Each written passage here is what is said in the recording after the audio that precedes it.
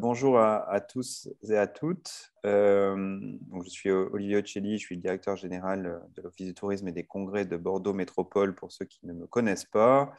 Je remercie d'ores et déjà Virginie Lamou-Jacob qui est là à mes côtés en haut, qui organise ces webinaires tous les mois avec ces sujets intéressants, de même que Sophie Gaillard et Amélie Deschênés.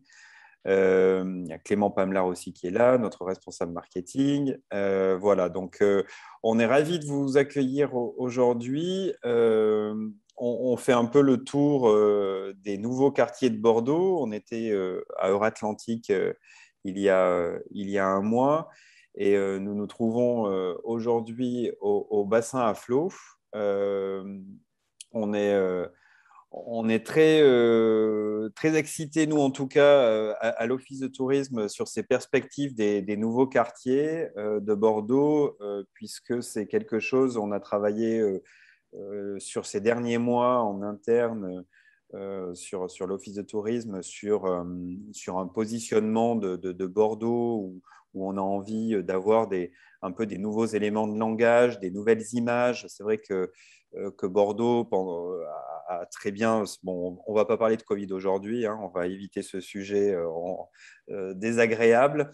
On va parler plutôt de choses positives pour le futur. C'est vrai que Bordeaux, pendant ces 15-20 dernières années, a eu une progression très forte au niveau d'attractivité touristique, avec des emblèmes, bien entendu, comme l'UNESCO, qui a été un très gros vecteur, la Cité du Vin, qui est arrivée juste après.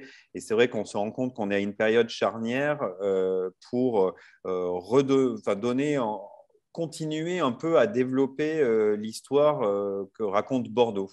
Et c'est vrai qu'on se rend compte qu'à l'extérieur, pour avoir fait pas mal d'études sur la perception de Bordeaux, d'un point de vue extérieur, pour des gens qui ne sont pas du tout venus, qui ne connaissent pas la ville, enfin, qui nous importent, puisque c'est des gens qu'on a envie d'attirer, à Bordeaux, on se rend compte souvent qu'il n'y a pas eu, enfin, que l'image que l'on renvoie est souvent une image classique, puisqu'on utilise beaucoup cette image du miroir d'eau, de la place de la Bourse, de cette façade 18e. Enfin, voilà, donc on est encore perçu par beaucoup de gens comme une destination très patrimoniale et très classique, alors qu'il se passe, et on le sait tous en y vivant, il y a une activité, une effervescence, que ce soit culturelle et bien entendu, Bordeaux est ancré dans la modernité. Et c'est vrai que cet ancrage dans la modernité,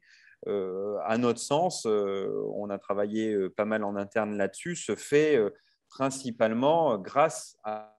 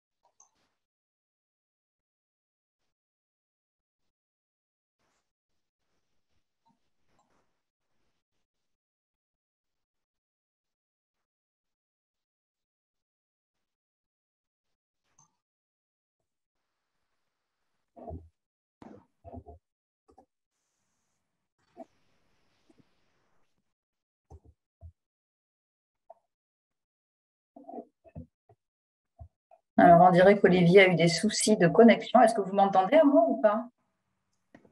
Oui, oui, oui, oui. Ouais, j'ai l'impression qu'Olivier a eu des soucis de connexion. Vous l'entendiez plus, vous non plus? Non, Non, non, du non. tout. Non, Voilà. je croyais que c'était moi. Ouais, je pense qu'il a eu quelques soucis de connexion parce que là, tout à coup, on l'entendait plus. Alors, le Wi-Fi à l'Office de tourisme a dû faire défaut, on dirait.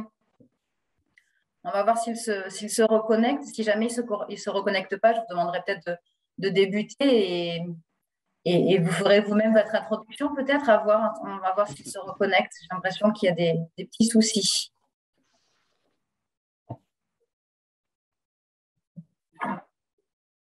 Ah voilà, c'est ça. J'ai mon autre collègue Clément qui dit qu'ils n'ont plus Internet à l'office de tourisme. Ça a l'air de revenir. Ah ben voilà, j'ai les collègues qui reviennent. Bon, eh bien écoutez, désolé, vous m'entendez? On vous revoit, Olivier, on ne vous entendait plus. On a eu une grosse coupure web sur tout le bâtiment. Heureusement, elle a été courte. Oui, elle a été courte. Alors attendez, je vais refermer ma porte, histoire de pas... Quittez pas, hein, j'arrive tout de suite.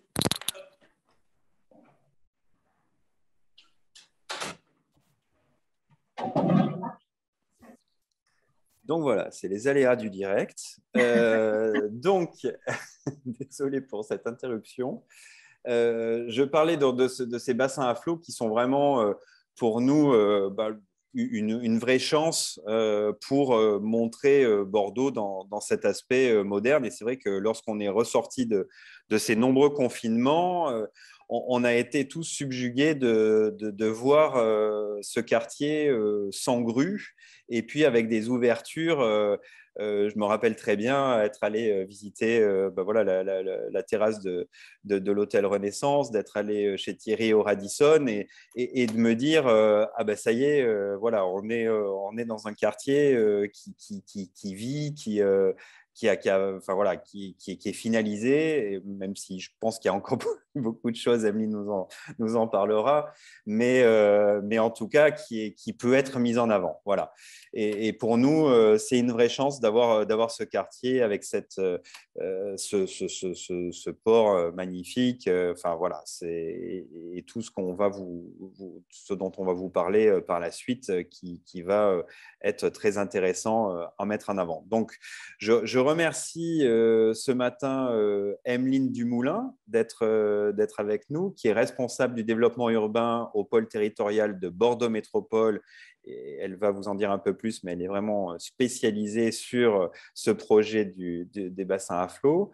Et je remercie Thierry Ziliox, qui est le directeur général du Radisson Blu des bassins à flot et qui est aussi ce matin avec nous avec sa casquette de président de l'association Destination Bassin à Flot et qui va vous décrire un peu tous ces atouts d'attractivité de ce nouveau quartier. Voilà.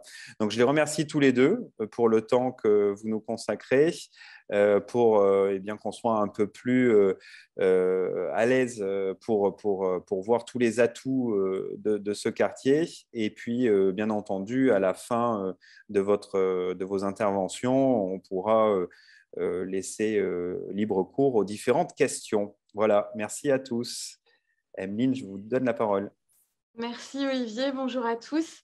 Donc effectivement, moi je travaille à Bordeaux Métropole, au pôle territorial de Bordeaux, où je suis responsable du centre développement urbain. Et il se trouve que parmi mes missions, je suis le projet urbain des bassins à flot depuis 10 bonnes années, ce qui n'est pas depuis le tout début du projet, mais pas loin. Donc j'en ai une vision assez complète. Et je passerai ensuite la parole du coup à Thierry Ziliox, qui aujourd'hui fait vivre ce quartier que nous avons conçu.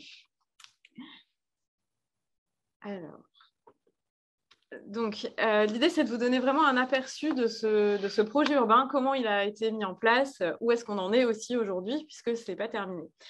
Donc, très logiquement, on part du site. Et les bassins à flot, c'est un ancien quartier industriel et portuaire qui a une forte valeur patrimoniale et qui, au début du projet, était en état de friche, mais avec un très fort potentiel de développement. Donc, ça va être la première partie de mon propos.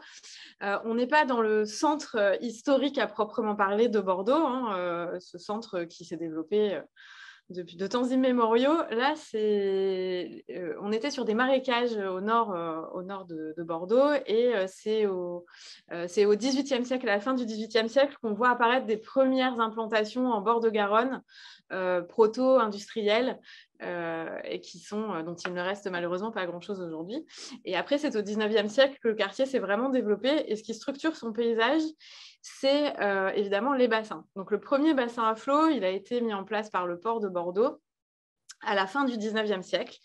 Il faut dire qu'avant, en fait, c'est la construction du pont de pierre au milieu du XIXe siècle qui a fait que les bateaux en fait, ne pouvaient plus accéder aussi facilement au centre ancien et qui a nécessité le développement d'infrastructures portuaires plus en aval du fleuve, d'où le développement des bassins à flot.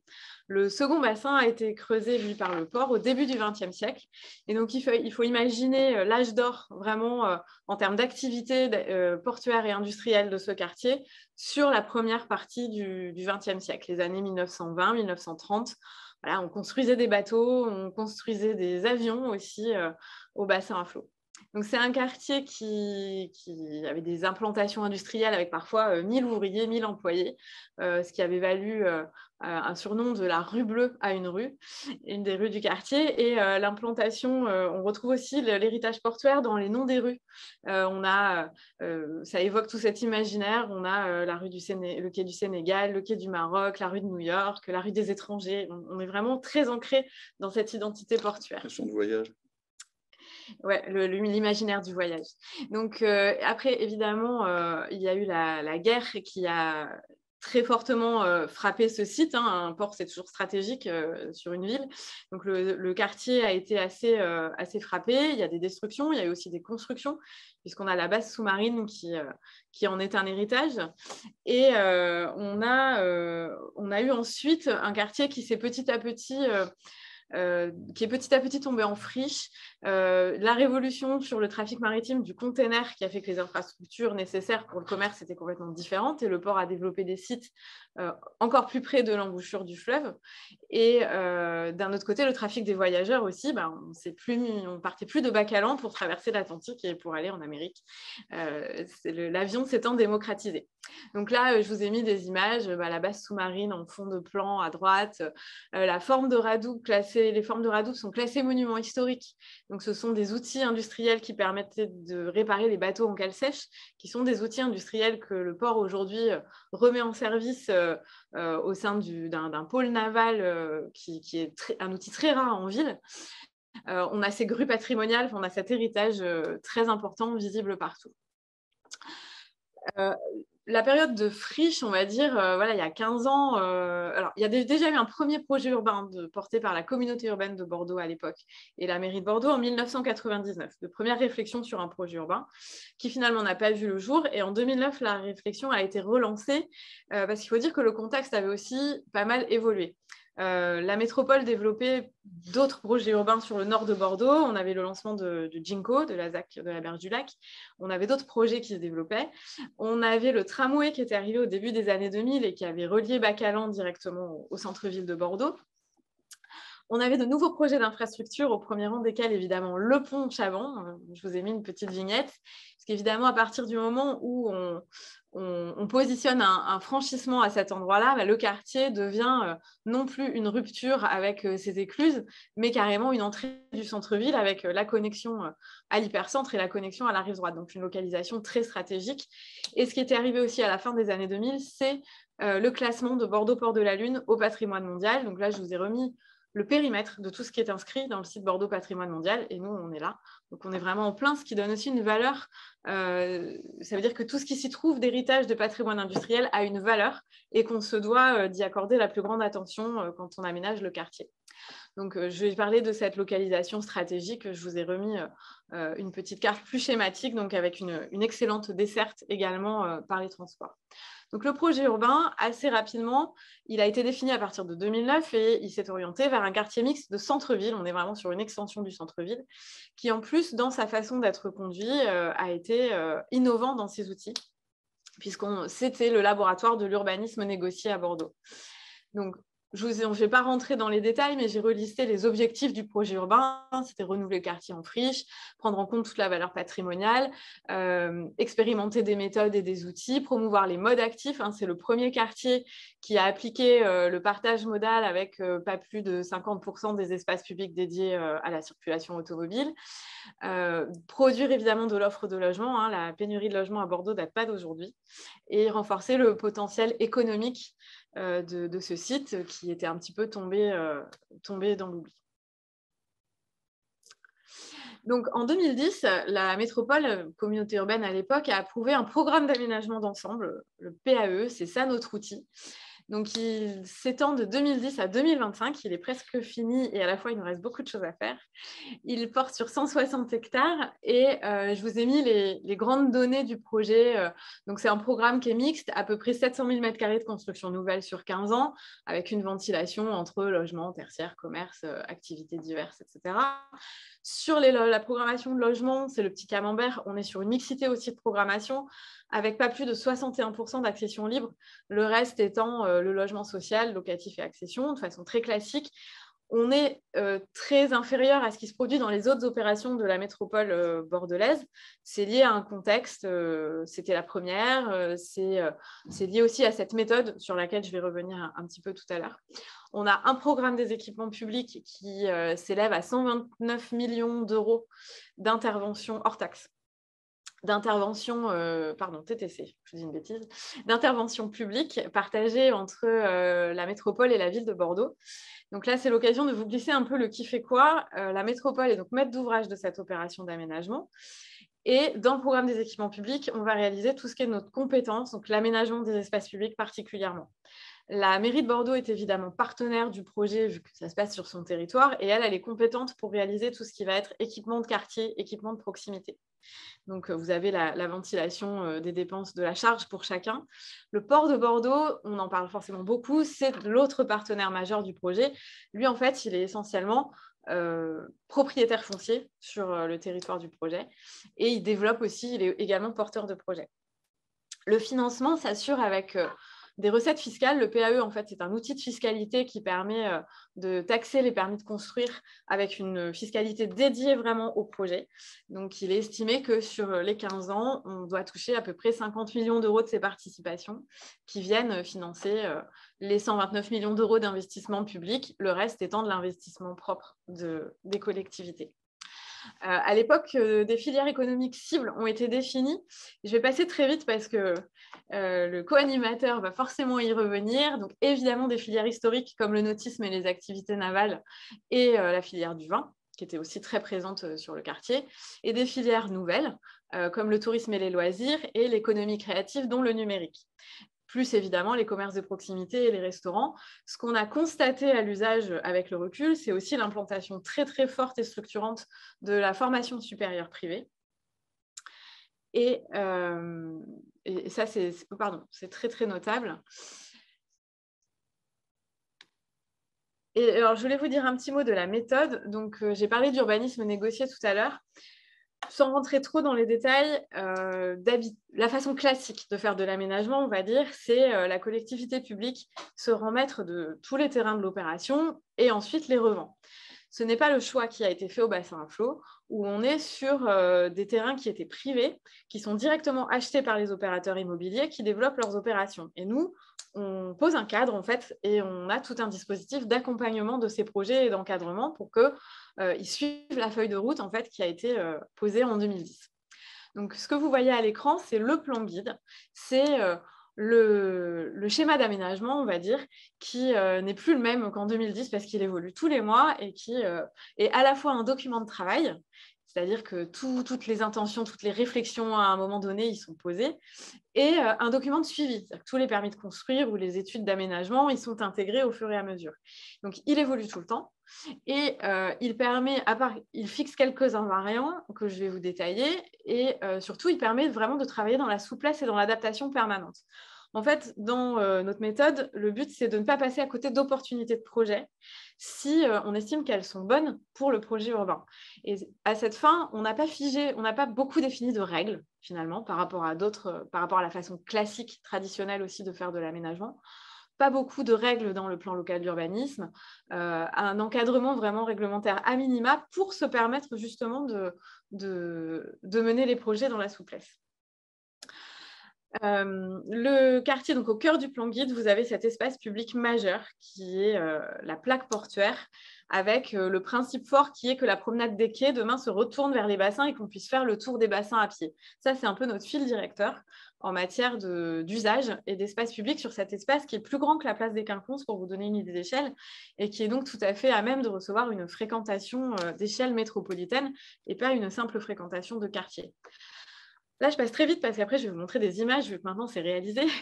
C'est les principes d'organisation spatiale. En fait, c'est important de vous en dire quelques mots parce que quand vous vous promenez aujourd'hui au bassin à flot, le paysage qui est structuré, il répond à des principes qui ont donc été posés au départ.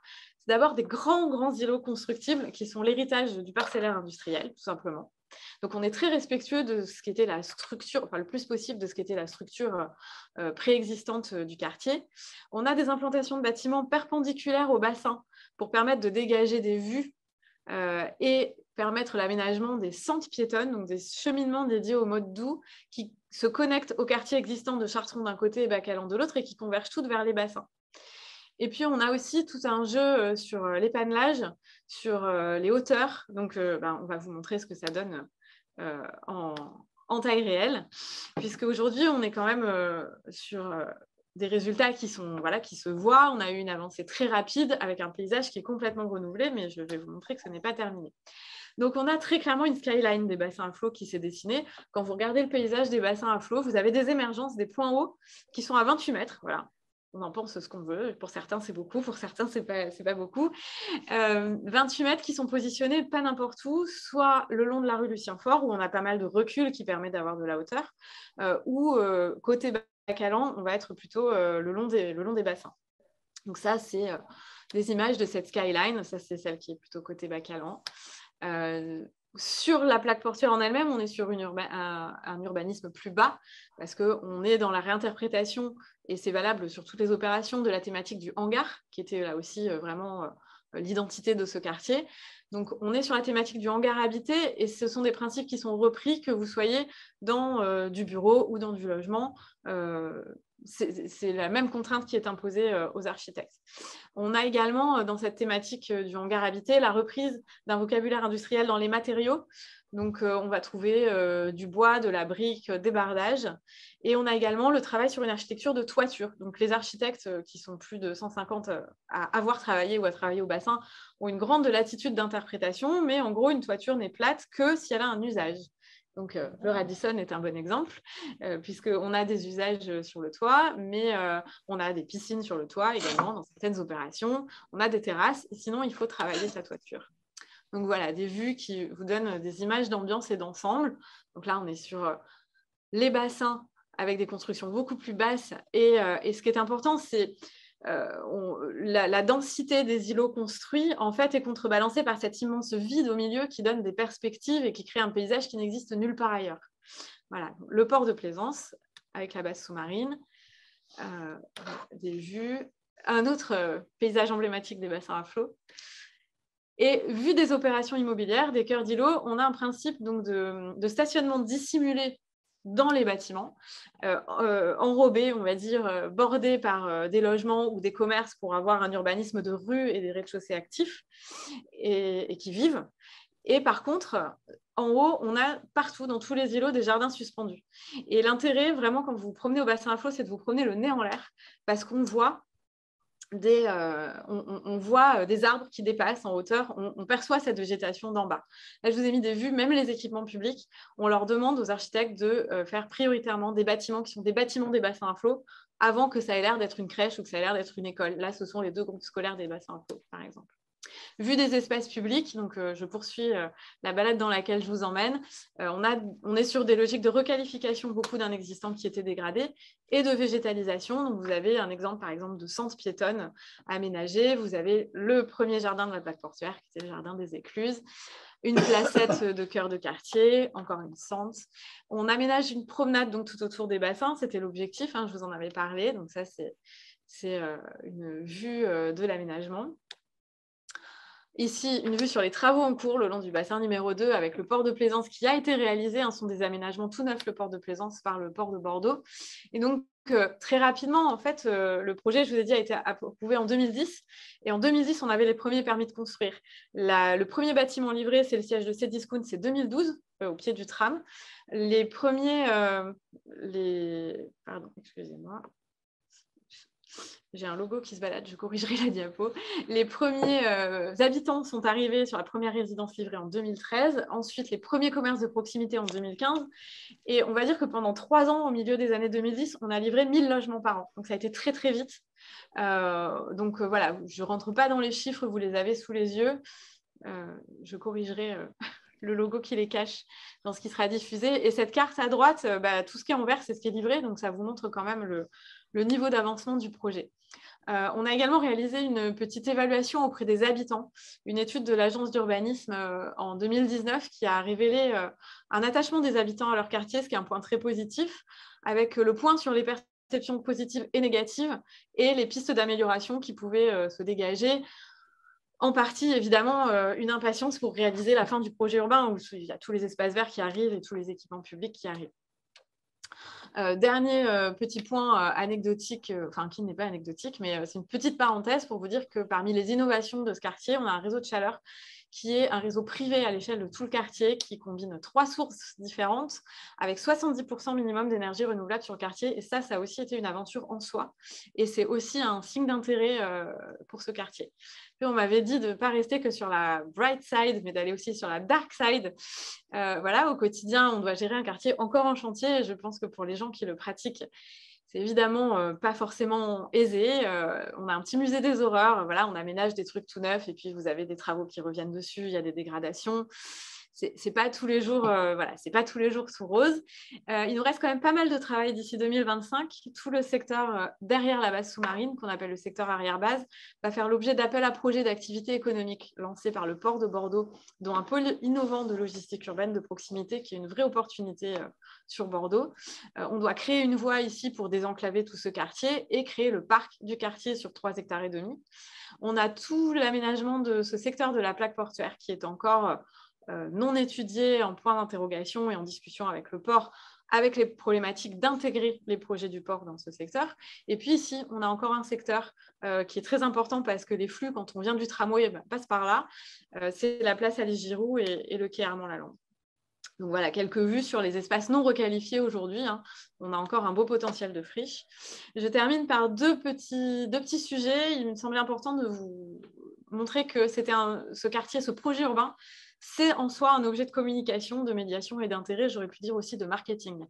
Je donne quelques scores de la maison du projet qui a vécu dans le hangar G2 de 2013 à 2019, avec quand même 25 000 visiteurs qui ont été accueillis, 320 groupes reçus pour avoir des présentations du projet, une présence assez tôt au guide du routard, et ça rejoint le propos d'Olivier tout à l'heure, c'est qu'au-delà du Bordeaux patrimoine, Bordeaux 18e, très classique et très connu, on s'est mis à avoir des gens qui poussaient la porte pour venir voir les nouveaux quartiers en redéfinition et en mutation. C'est une destination très forte pour le tourisme professionnel.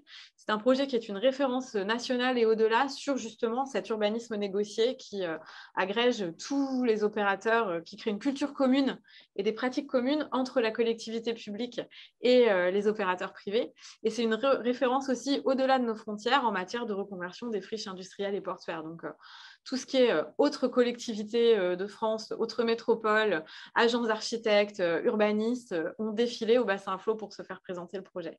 Et le dernier point qui est une transition avec mon collègue, c'est que dans ce projet, depuis le début, il y a un ADN partenarial qui a été réellement créateur de dynamique.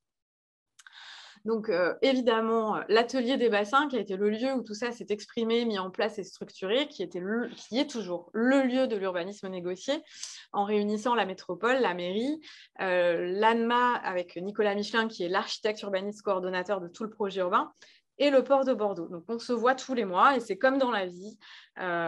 On s'entend, on s'engueule, on s'affronte, on se réconcilie et on fait avancer le projet. Voilà. Donc, on suit les projets depuis les toutes premières réflexions jusqu'aux visites de conformité sur les permis de construire. On va sur les chantiers. On a un vrai positionnement en facilitateur des projets. Et dernièrement, le quartier étant en vie, on a ouvert aussi l'atelier des bassins sur certains créneaux aux citoyens pour ouvrir un peu la cuisine à ceux que ça intéresse, la cuisine de comment se fait le projet urbain. La médiation on n'a plus de maison du projet, mais elle se poursuit. On avait créé un tel lien avec le terrain et on est sur le temps long, comme on disait, donc c'est important que des gens, même s'ils n'ont plus un lieu dont ils peuvent pousser la porte, ils puissent quand même trouver à un moment l'information la plus fiable et la plus honnête possible au moment où on la délivre, qui est l'information institutionnelle. Donc, on continue une fois par mois des permanences sur le projet urbain hors les murs, en allant dans les restaurants et cafés qui veulent bien nous accueillir. Et le dernier exemple, c'est toute la communication sur le projet en lui-même qui a été développée en lien avec l'association des promoteurs immobiliers des bassins à flot, qui s'est constituée de façon tout à fait spontanée, justement pour être un interlocuteur unique et structuré des institutions publiques et porter une communication institutionnelle, non sur chacun son opération immobilière, mais aussi sur le projet dans son ensemble à nos côtés. Donc ça, c'est un partenariat qui est complètement inédit et tout ce qu'on voit aujourd'hui sur l'identité visuelle et graphique des bassins à flot, ça a été développé dans le cadre de ce partenariat. Notamment également le site internet bassin-flow.fr qui existe toujours et nous avons une page Facebook que je vous invite évidemment à suivre pour avoir les dernières informations sur le projet urbain. Et donc l'association des promoteurs n'existe plus, elle s'est dissoute quand les promoteurs ont estimé qu'ils avaient en grande partie terminé leur travail et qu'ils allaient, je pense, se pencher sur d'autres projets. Mais aujourd'hui, on a d'autres associations, justement, avec les gens qui vivent ce quartier au quotidien et qui continuent à animer son développement. Merci beaucoup. Merci, Emeline. On va peut-être, s'il y a des premières questions sur cette partie urbanistique, on peut peut-être, Thierry, si ça te va, prendre quelques questions. Bien sûr, bien sûr. Est-ce que vous avez des questions sur ça? J'en ai une sur le tour du port, qui est assez stratégique, je pense, pour notamment, il y a cette histoire de déambulation pour aller au bassin des Lumières, jusqu'à la base sous-marine. On a une idée du timing pour accéder à la base sous-marine par l'autre côté, du coup, et pas par... Ouais. Et c'est une très bonne question, effectivement, puisque le but, c'est, nous, là, on est en train de terminer l'aménagement de la partie qui est plutôt côté Lucien Faure, côté des nouveaux bâtiments qui ont été livrés. Et le but, c'est bien de pouvoir faire le tour. Et donc, on passera derrière la base sous-marine dans le parc. Et ça doit être terminé en mars 2025. Donc, d'ici là, on va phaser. On va phaser les choses. Je ne suis pas capable de vous donner le phasage aujourd'hui, mais nous, en ligne de mire, tout ce qui reste à faire doit être fini en 2025. D'accord, ok. Super. Est-ce qu'il y a d'autres questions? Bon, c'était clair. Bon. Bien évidemment, on commencera par essayer de dégager l'accès le plus vite possible au bassin de lumière et à la base sous-marine. Super. Eh bien, Thierry, écoute, c'est à toi. Après une super présentation comme celle d'Emeline, ça va être compliqué. Bravo, bravo, j'ai appris plein de trucs moi, pour ma part. Je pense intervenir donc derrière Emeline par rapport à ce projet en tant que témoin de ce qui se passe sur les bassins à flot. Je vais bien entendu me présenter. En une diapo simplement, je vais présenter l'association que je représente. Qui est on va dire une petite entité qui aujourd'hui vit sur les bassins à flot et qui peut témoigner aujourd'hui d'un certain nombre de choses que je vais aborder. Pour autant, il y en a d'autres et j'aborderai aussi le sujet. L'idée, de mon intervention n'est pas un certain moment de faire la même chose. Je ne vais pas parler des bassins à flot, surtout à côté d'une experte comme Emeline. Elle a effectivement parlé des bassins à flot. Elle a quand même fait le white side, qui est plutôt bien fait. Le dark side, il y a juste une petite diapo. Elle est passée très, très vite dessus. Mais moi, mon but, c'est effectivement de ne pas vous faire, vous, tous les professionnels du tourisme, de vous parler effectivement de la carte postale bassin à flot, mais plutôt effectivement de témoigner au quotidien ce qui s'y passe et à quel titre effectivement les bassins à flot peuvent s'inscrire dans cette économie du tourisme plus particulièrement, mais d'autres économies également. Comment est-ce que effectivement les bassins à flot peuvent s'intégrer entre guillemets dans le tissu de la vie au quotidien des Bordelais, quoi. Voilà. Ce petit témoignage, je l'ai mis effectivement aussi en diapo. Je vais peut-être partager mon écran si c'est possible. Olivier, tu peux me confirmer que ça fonctionne? Ouais. C'est tout bon. Bon, Ouais. super. Donc, bon, ça, c'est l'image effectivement de l'association que je préside, mais on va passer dessus. Je vais quand même la présenter juste en une petite diapo. Donc, c'est une association que l'on a créée il n'y a pas si longtemps que ça. Officiellement, elle n'a été créée qu'en 2021, c'est-à-dire encore cette année, au mois de mai. Pour autant, on est bien entendu sur les bassins depuis un bon moment et elle a été créée à partir de la fusion de deux associations existantes qui regroupaient d'un côté des acteurs culturels, comme la Cité du Vin, le Musée Mer Marine, etc., et de l'autre côté, des commerçants. On s'était monté en association d'un côté plus au niveau des commerçants parce qu'on était des gueulards et qu'on commençait à avoir des petites problématiques de mitoyenneté avec des chantiers, avec plutôt des tractopelles qui faisaient bip, bip, bip à longueur de journée devant nos fenêtres, etc. Donc voilà, on avait on va dire une motivation à nous mettre en association qui n'était pas forcément aujourd'hui, en tout cas dans notre ADN. Les espaces culturels étaient déjà dans une démarche de se fédérer pour promouvoir une destination. Voilà. Donc, à un certain moment dans l'histoire, on a souhaité simplement fusionner et effectivement se recaler sur ce que devait être une association regroupant tous les acteurs économiques, en l'occurrence de ces bassins à flot. Et vous voyez, on a développé à un certain moment des objectifs qui sont internes, tout simplement apprendre à se connaître, apprendre à bosser ensemble, s'apprécier, développer, pourquoi pas entre nous aussi à un certain moment, un petit peu de business. Éventuellement, si à un certain moment on venait à, entre guillemets, à être un petit peu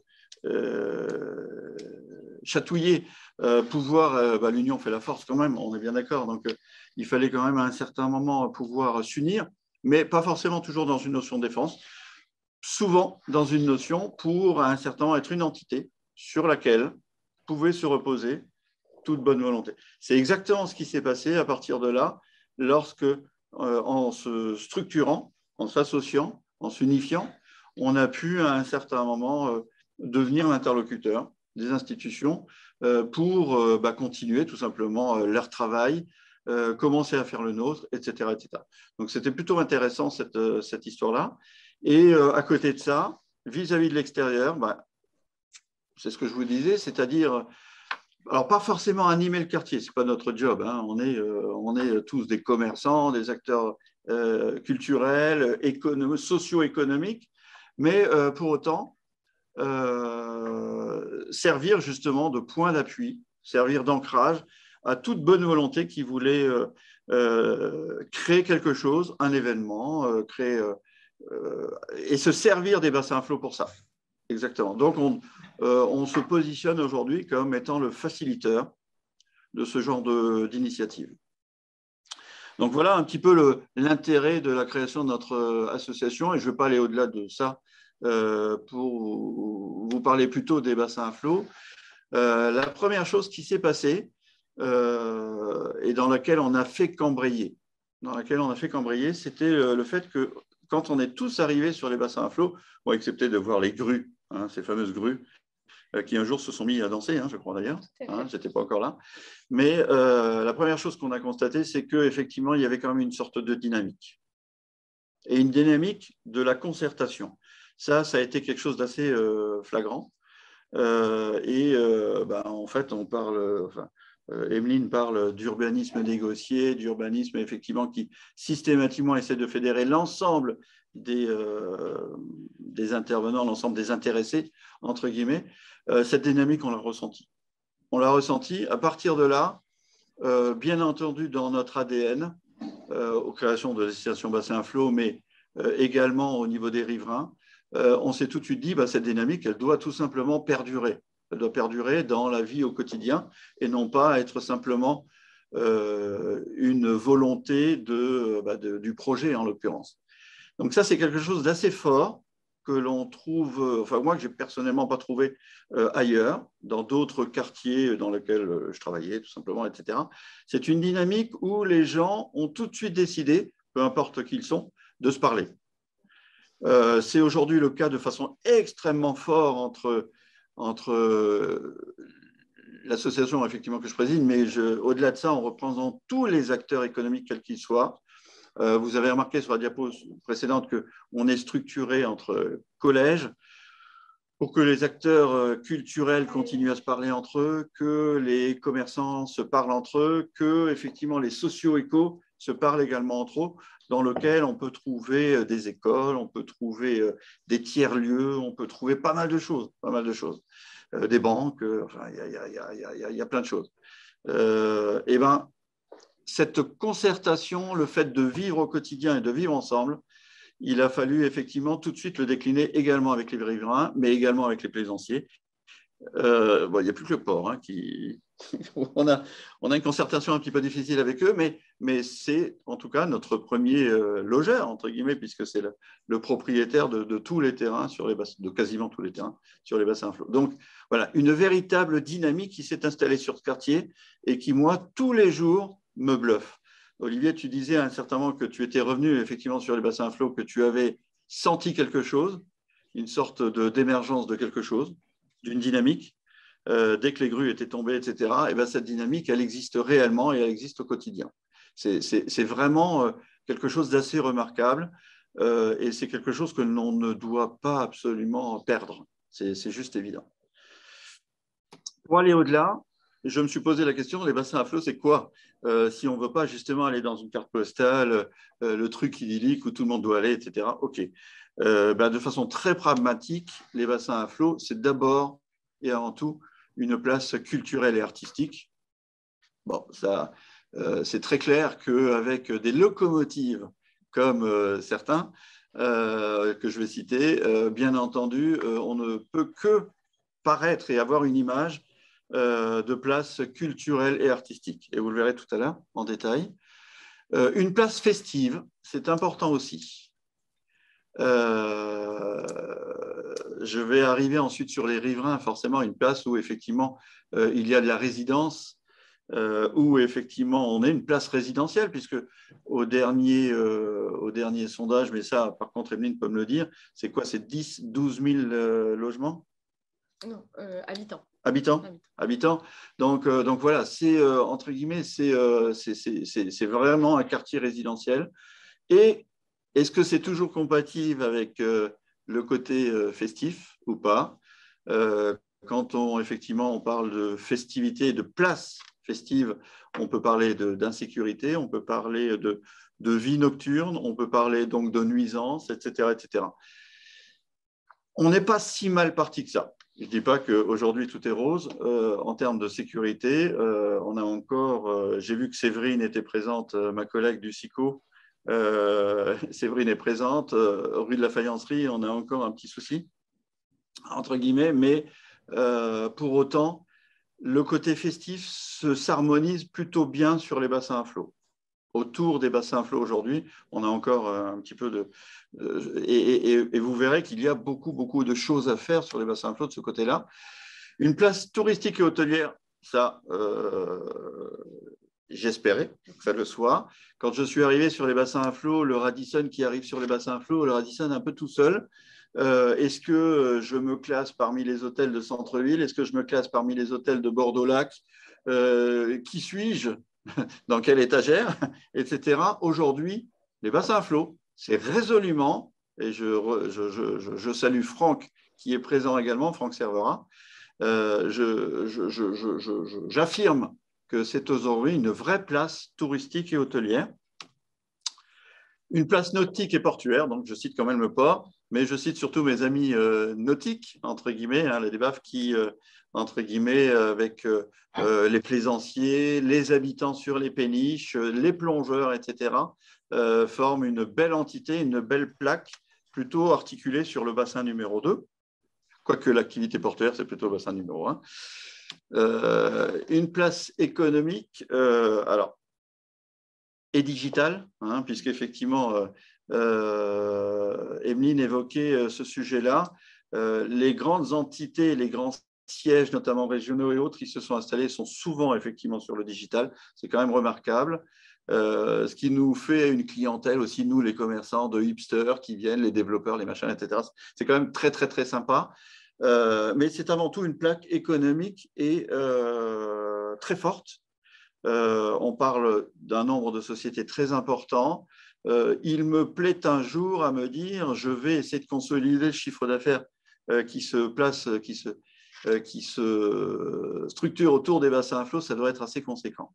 Je demanderai un jour à tous nos membres s'ils peuvent donner, c'est quand même très intéressant de savoir ça.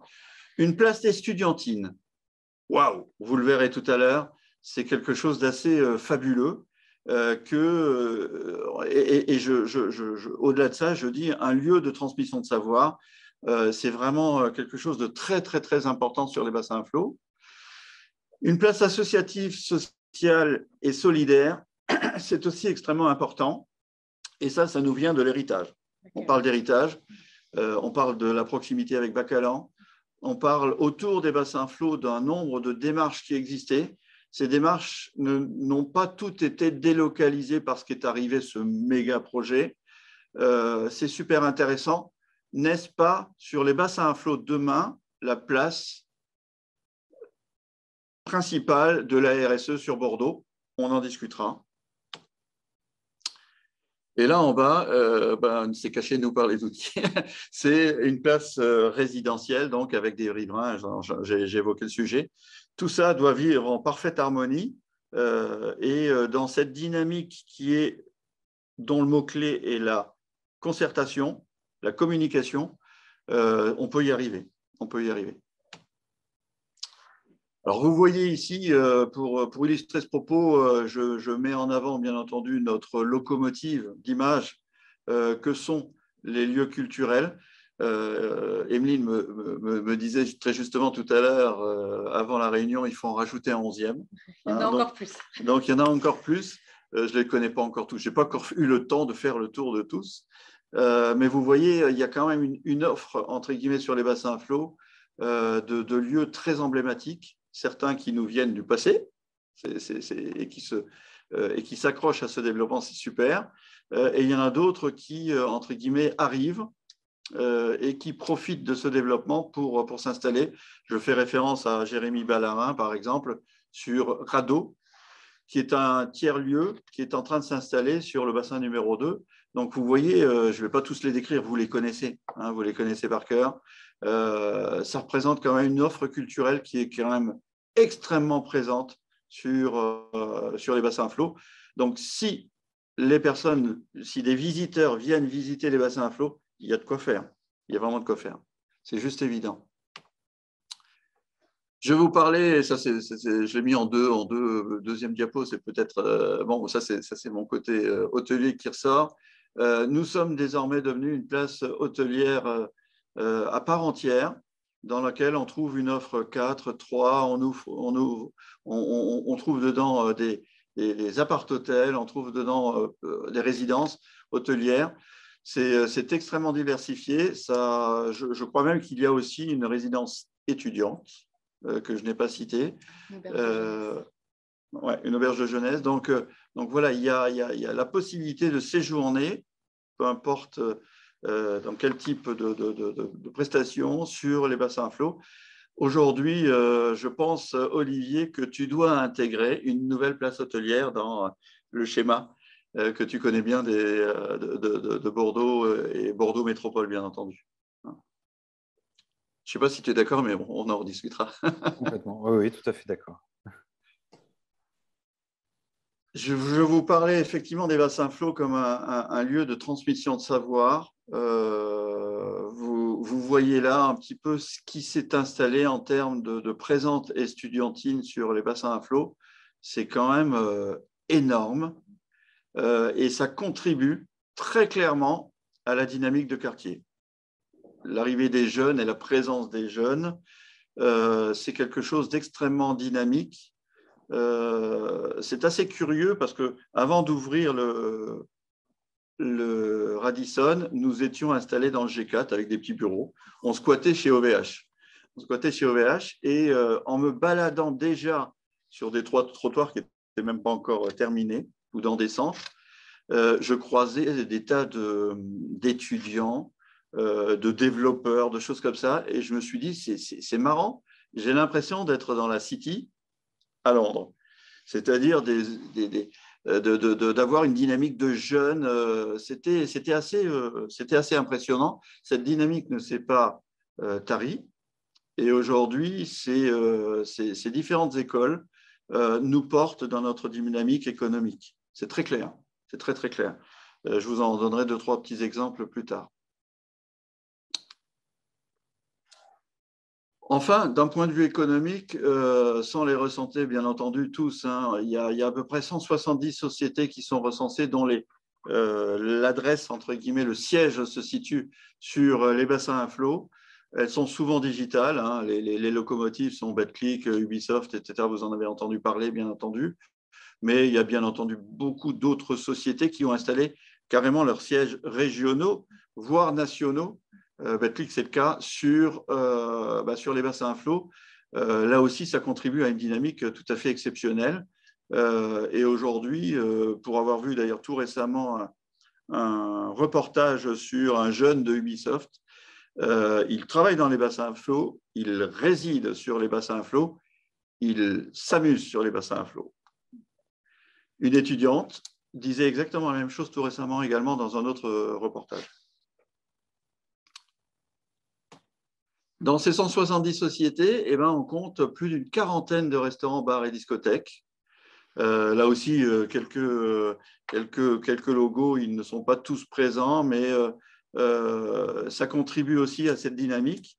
Et aujourd'hui, pour avoir vu le développement en 2018, quand on a ouvert le Radisson, sur nos pas de porte de bars et de restaurants, effectivement, donnant sur les bassins à flot, les chiffres d'affaires étaient proches du zéro absolu. Cette dynamique des quais s'est installée aujourd'hui. Et c'est aussi grâce à ces locomotives que sont effectivement ces points d'attractivité. C'est ce que tu disais, Olivier. C'est super important. Aujourd'hui, les bassins à flot, c'est un endroit qui vit le soir. On essaie de ne pas le faire vivre trop longtemps la nuit non plus, parce qu'il faut justement intégrer ce côté résidentiel, ce côté des riverains qui ont besoin de dormir, c'est juste évident. Et le fait de garder cette concertation au quotidien, à tout moment, l'ensemble de ce dispositif de restauration et d'animation le soir est conscient et réagit en fonction de ce que nous disent les riverains. C'est super important. Je fais référence aussi à la démarche en cours de la municipalité à travers Vanina Lab, Bordeaux la nuit, qui bosse avec notre association, qui bosse avec les riverains pour faire en sorte que l'ensemble soit harmonieux. Il ne s'agit pas effectivement que les bars outrepassent leurs droits en termes de diffusion de musique, etc. Il faut faire en sorte que l'équilibre arrive sur les bassins à flot. Je ne dis pas qu'on est en passe de le faire, mais en tout cas, on s'y attelle au quotidien. Et toujours dans cet esprit de concertation que tu as initié, Emeline, dans le projet. Je termine pour vous parler un petit peu d'avenir, qui sont des projets qui sont partagés avec les riverains, notamment avec ce petit monde qu'on s'est créé sur les bassins à flot. Ce sont des projets sur lesquels on se projette, tout à fait normal, et sur lesquels on commence à bosser. Le premier est en cours. Il est initié, organisé et porté par les Viveurs de l'Art, en partenariat avec notre association, mais également les résidents. C'est un projet qui traite d'écriture. Ce sont des ateliers d'écriture. J'espère que le Covid ne va pas balayer tout ça, ce magnifique travail de préparation qui a été fait. Et le projet vient de commencer dans la création d'un certain nombre d'ateliers intégrant les résidents, les acteurs économiques, des ateliers d'écriture qui se passent dans les centres des bassins à flot. C'est un truc super, de 3 mois en termes d'écriture, puis ensuite 3 mois d'exposition qui se passerait au printemps 2022.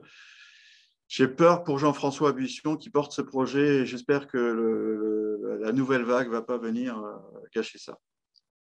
Un deuxième projet au long cours que l'on est en train de mener, je regarde Olivier, qui est aussi un petit peu à l'initiative de ce projet. C'est un projet de réflexion sur notre ADN. C'est-à-dire aujourd'hui, les bassins à flot, c'est quoi? Comment est-ce qu'on peut en parler? Comment est-ce qu'on peut faire en sorte que les gens apprécient les bassins à flot, apprennent à le connaître et finalement partagent cette petite pépite qu'on est en train de tailler? C'est une vraie réflexion qui est menée avec 4 écoles, pas moins, bien sûr des écoles des bassins à flot, vous imaginez bien, et qui va nous emmener jusqu'en 2023 à définir réellement ce que peuvent être les bassins à flot, tout en intégrant Emeline, ce qui a été fait. Le passé, bien entendu, mais aussi cette réflexion qu'ont menée notamment les promoteurs autour de déjà, alors c'était plus lié au projet, mais je pense que ça fait partie aujourd'hui de ce que peuvent être les bassins à flot demain.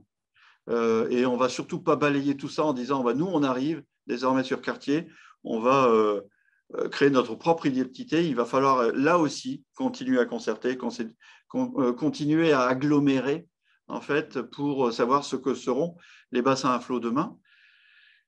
Ça pourrait aller dans le pire de la réflexion, de savoir est-ce que les bassins à flot demain doivent continuer à s'appeler les bassins à flot, je l'espère, bien entendu, mais en tout cas, quelle identité ils porteraient pour avoir un vrai quartier et peut-être un vrai lancement de nouveaux quartiers.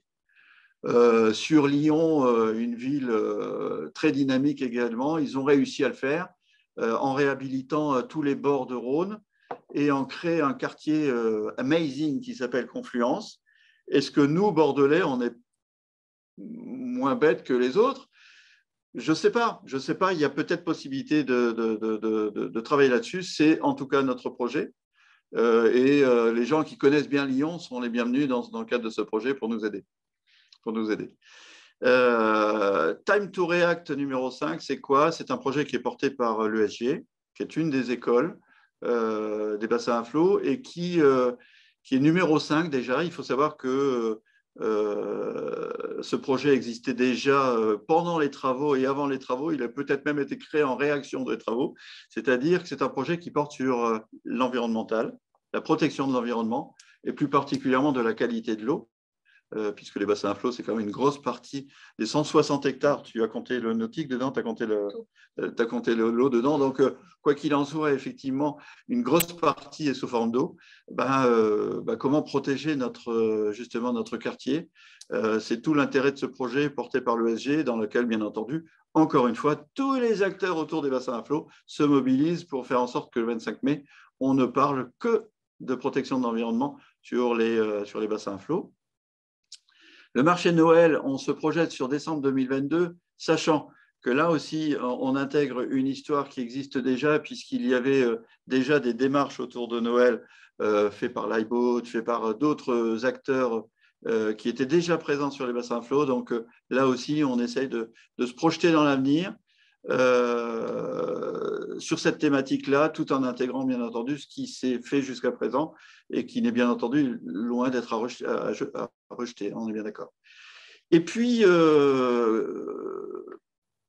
certainement pas un des moindres projets, on se projette en 2023 sur le projet du Festival de l'Aventure, et je devrais rajouter, et du voyage, pour le rattacher à la particularité des bassins à flot qui est la porte ouverte au voyage. Ça a été clairement dit par Emeline et tout le monde le ressent. On est avec un acteur professionnel d'organisation d'événements. On se projette sur ce Festival de l'Aventure en 2023, dans lequel, bien entendu, nous, notre ADN est de dire on doit fédérer encore une fois tous les acteurs des bassins à flot. C'est vraiment notre ADN. et ça a l'air plutôt de bien se monter, avec bien entendu des points de communication qui vont arriver. Le premier commencera en février 2022 avec la mise en place des carnets de l'aventure, où un aventurier vient présenter sa vie et son œuvre. Et tout au long de l'année 2022 et 2023, il y aura des points de communication autour de l'aventure et du voyage, bien entendu. La première qui arrive est Sophie Planck, qui a, je ne sais pas si vous la connaissez, et qui a rallié dans le nord, alors je ne sais plus quelle ville, à Ushuaia dans le sud, sur le continent américain. Et tout ça à pied, en balade, etc. Enfin, en voyageant avec son sac à dos. C'est un truc de fou. Donc, on est sur les bassins à flot. Cette dynamique du voyage, de l'aventure, etc., nous intéresse pas mal. Et on est parti là-dedans également avec Destination de bassin à flot, mais également les résidents et les plaisanciers. Et je rajoute en tout dernier, et RSE, RSE, RSE, RSE. Pourquoi ? Parce qu'en fait, c'est de plus en plus notre sujet de prédilection au sein de Destination Bassin à Flot, mais au niveau des résidents aussi, et au niveau des plaisanciers aussi. On voit qu'on a parmi nous des super moteurs de ce qui est social, sociétal, protection de l'environnement. Je crois qu'on y est quasiment tous dedans. Je ne veux pas dire qu'on est arrivé, on est loin de là, mais en tout cas, on est tous dans une dynamique liée à la protection de l'environnement. Pour autant, la RSE, c'est autre chose, c'est beaucoup plus large. Et à ce titre-là, au sein des bassins à flot, il y a une vraie dynamique qui nous vient d'avant, dans lequel des tas de tiers-lieux sont déjà dans le social, sociétal. Est-ce que ça vient du côté industriel où le nord de Bordeaux était très populaire, les Bacalan et autres, entre guillemets, et on a des vraies locomotives qui, entre guillemets, nous rejoignent. Je devrais tous les citer. Je ne cite juste que Jérémy Ballarin avec Wanted, qui vient installer un tiers-lieu donc, au bassin numéro 2. Mais non, j'ai aussi envie de citer les jardins pêcheurs dans l'intégration des handicaps. Enfin, il y en a tellement sur les bassins à flot. Donc, il est clair que dans l'avenir, l'une des grandes dynamiques tournera autour de la RSE sur les bassins à flot. C'est juste évident. Et on a pour ça des super locomotives au sein des bassins à flot. Voilà en gros ce que je voulais témoigner, ce que je voulais dire sur les bassins à flot, en répondant bien entendu à vos questions avec Émilie, j'imagine, sur ce que peuvent être aujourd'hui les bassins à flot. Merci beaucoup, Thierry. C'était en effet super intéressant parce qu'on n'imagine pas ce foisonnement de structures, de thématiques. Franchement, même, c'est très bien pour moi aussi de m'être plongé là-dedans. Et je pense que voilà, le socle est quand même aujourd'hui très, très riche et j'augure quand même de très belles choses pour ce quartier à l'avenir, c'est certain. Est-ce qu'il y a des questions ? Est-ce que des personnes veulent prendre la parole ? Non, tout le monde est très sage aujourd'hui. Pas de questions. On les a assommés. Non, je ne pense pas. Pas de questions sur les bassins à flot, sur l'avenir du quartier.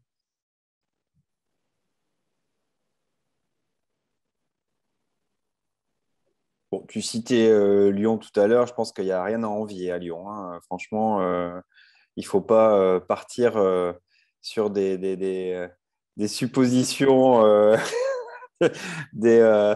non, franchement, même la richesse de toutes les choses qu'il y a, pour bien connaître, c'est vrai, Confluence, je pense qu'il y a même plus de choses là dans les bassins à flot que sur Confluence, hein. Il y a certainement, après, c'est vrai qu'il faut trouver des fers de lance dans chacun des registres et puis faire ressortir, comme tu dis, des aspects saillants. C'est ça qui va être intéressant pour le futur. J'aime beaucoup cette notion d'aventure, de voyage. C'est vrai qu'on parle souvent du port de la Lune, mais bon, on sait que c'est quand même très difficile de faire vivre le port de la Lune du côté de Bordeaux, quoi, parce qu'il y a pas, enfin, on essaye de dynamiser ça avec l'avenue de bateaux, de vieux gréements et autres, mais c'est vrai que c'est vrai que cette façade prend beaucoup d'ampleur au final par rapport à l'aspect port lui-même. Et je trouve que on ressent beaucoup plus cet aspect port au bassin à flot et je pense que c'est vraiment une ficelle avec l'aventure, le voyage, le point de départ pour découvrir. Enfin voilà, Bordeaux, c'est quand même constitué par ce voyage-là, par l'ouverture au monde, ce qui est assez rare quand même pour une ville de cette ampleur, hein, d'être aussi proche, d'être aussi connecté de plein de pays lointains. Et ouais, je pense que c'est vraiment une très très bonne approche pour encore plus affirmer l'identité du quartier. Alors, j'ai une question de Sonia Clavier. Est-ce que le marché de Noël viendrait en complément de l'actuel situé aux allées de Tourny? Alors, c'est une réponse que moi, je ne vais pas pouvoir faire, dans le sens où il appartient à la municipalité de donner les directives et ce qu'ils souhaitent faire, hein, leur vision, hein, certainement de ce qui se passera en 2022. Je ne peux que dire que j'ai obtenu l'autorisation, effectivement, de travailler sur ce projet. Mais ça n'est pas à moi de répondre concernant notamment de ce qui se passera ailleurs, hein. On a effectivement une écoute au niveau de la municipalité qui nous dit effectivement bienvenue à ce type d'initiative dans les quartiers. Voilà. Mais au-delà de ça, je ne me prononcerai pas et je n'ai pas à moi à parler au nom de la municipalité, bien entendu. Une autre question de Sonia. Où sera projeté le film Voyage dans le cadre du Festival Aventure? Alors, dans le cadre du Festival Aventure, il y a pas mal de choses, pas mal de thématiques. On est en train d'écrire les cahiers des charges, hein, donc c'est un peu tôt, c'est un tout petit peu tôt, mais l'UGC est bien entendu un grand partenaire dans lequel il y aura un festival. Ce festival sera à Tiroir, dans lequel il y aura un festival du livre d'aventure et du voyage. Et il y aura bien entendu également un autre tiroir dans lequel il y aura les festivals du film d'aventure et du voyage et qui se passera à l'UGC, des bassins à flot. J'imagine que le musée Mer Marine doit être moteur aussi sur ce Mais festival. complètement. Ouais. Et surtout de Time to React, protection de l'environnement, hein, au niveau de l'eau et des océans. C'est juste évident.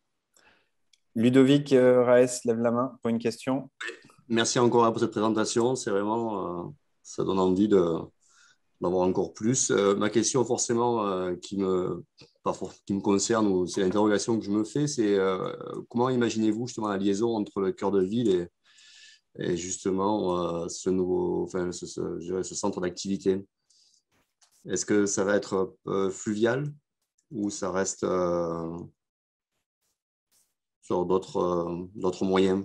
Ou comment alors, les gens du centre-ville peuvent venir sur place?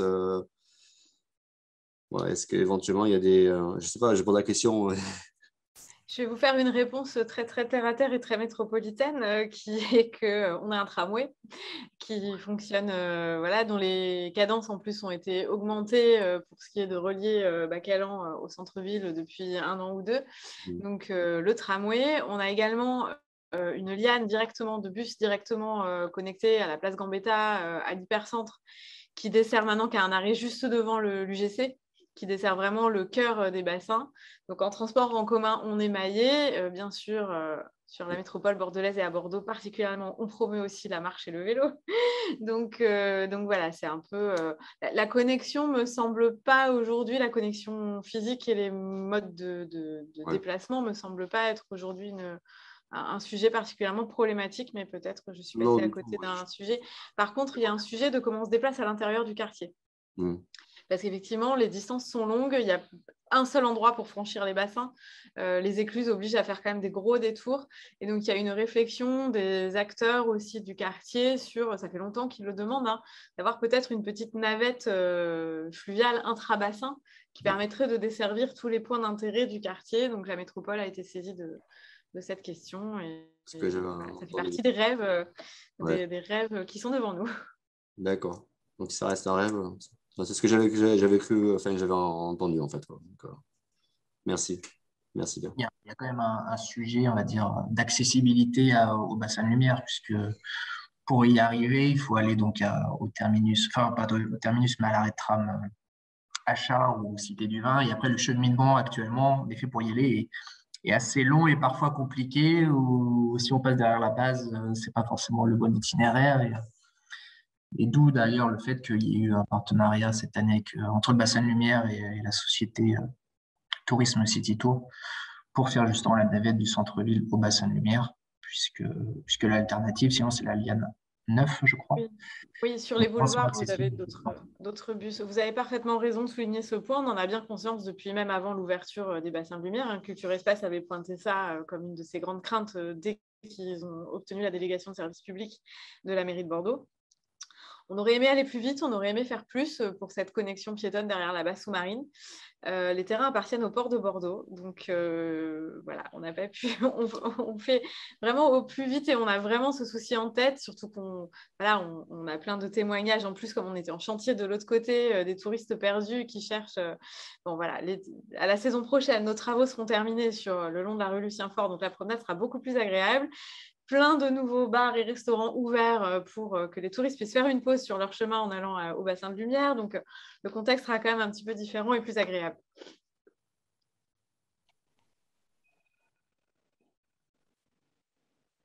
Parfait.